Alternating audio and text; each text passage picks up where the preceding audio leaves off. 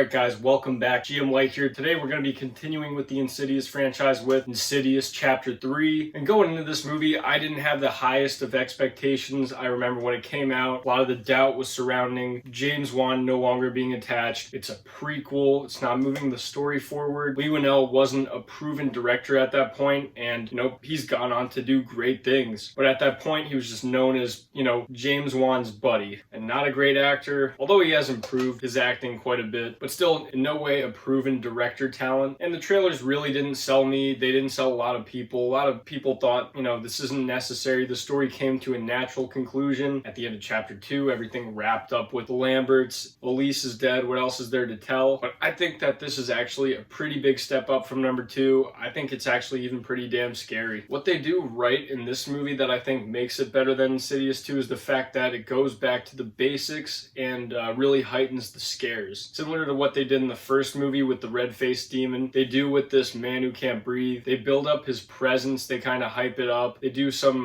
photo trickery to make him scary. They have people talk about it. You hear breathing in the vents where you know that it's somebody there. It's all about what's implied. I think one of the eeriest shots, maybe even the eeriest shot in this whole franchise, is when the man who can't breathe is waving to her when she's doing her play audition. In case you want me to fill you in on the plot, the movie's about when teenager Quinn Brenner senses that her late mother is trying to contact her. She seeks help from gifted psychic Elise Rayner. However, Elise's tragic past makes her reluctant to use her abilities. After Quinn's attacked by a malevolent entity, her father pleads with Elise to help with support from 2 parapsychologists. Elise ventures deep into the further, where she finds a powerful demon with an insatiable craving for human souls. So as you could tell, I think it has a pretty good setup and a pretty emotional and compelling reason as to why this main character would try to call out to the dead. It's just anchored in a very human struggle. Makes a lot of sense why she would do it. You don't feel like she's an idiot for doing it. But sometimes with horror movies, you feel like, you're calling the main character kind of stupid for doing something like this, and you don't really feel bad for him. But with this, it's just so almost similarly to The Flash, you feel more anchored to the story, and you actually feel bad rather than getting annoyed at them for doing something like that, because you do feel bad for him, and you do feel bad for Quinn in this movie.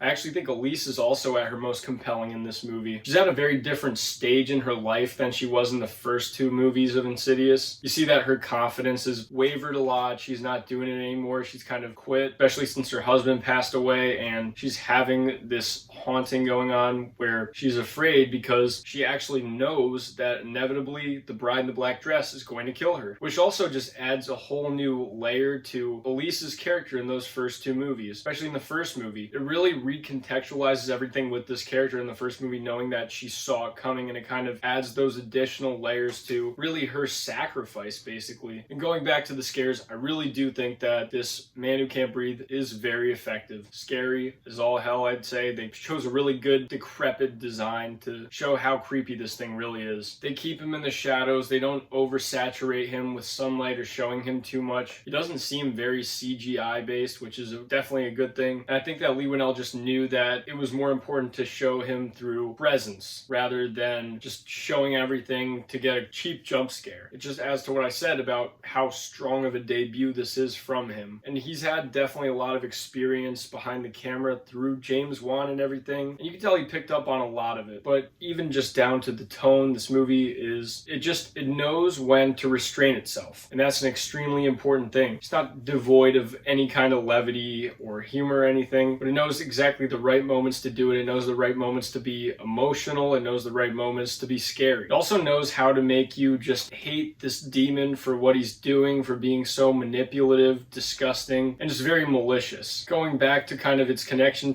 with the first movie, you feel the desperation of this father who is afraid for his daughter. This is a very different kind of haunting from the first movie, where no matter what, she's not safe, alive, dead, awake, whatever it is, it can bother you whenever. You're not safe just because you're awake. And that adds a whole new element to the scares. The further is probably the only thing that I'd say is a little bit of a downgrade. It feels a little bit cheaper than it did in the first 2 movies, but it's still got that interesting thing going on where time, space, it's all kind of irrelevant. You see the other victims of this creature in the same spots where they died. So again, Elise is experiencing all of time at once, and that's just an aspect that I love about this concept and the further. But it just feels like this one is less set based, feels a little bit cheaper. There's a lot less ghosts and demons hanging around around, but overall, conceptually, it still works, and in some ways, it's a little bit less distracting. But I like in those first two movies where you go into the further and you're kind of, interested in everything going on. You're kind of latching on to the set pieces, and they're all scary. This one, you're kind of just walking around the apartment building, and then you just see people dead in different spots where they died, which worked for the movie, but I think it's just a slight downgrade from the first two. But overall, this is an incredibly strong sequel, I guess prequel kind of, but it builds onto the story in a way that keeps things interesting. It's compelling all in and of itself, which is important. It recontextualizes the first movie, so it really does build out this universe and these characters, especially Elise. She feels more human than she's ever felt in the whole franchise. And the ending packs a really unexpectedly emotional punch, which I think